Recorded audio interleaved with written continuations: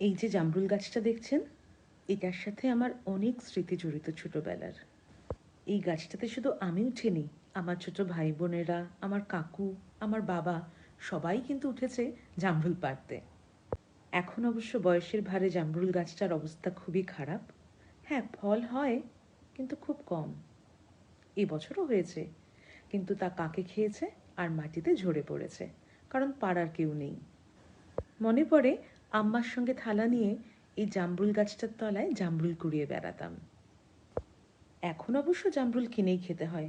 ওই যে বললাম, পাড়ার কেউ নেই, অত উঁচু গাছে এখন আর কেউ উঠতে পারে না। আর গাছটারও বয়স হয়েছে। এই গাছটা সম্ভবত আম্মা বা দাদা লাগিয়েছিল।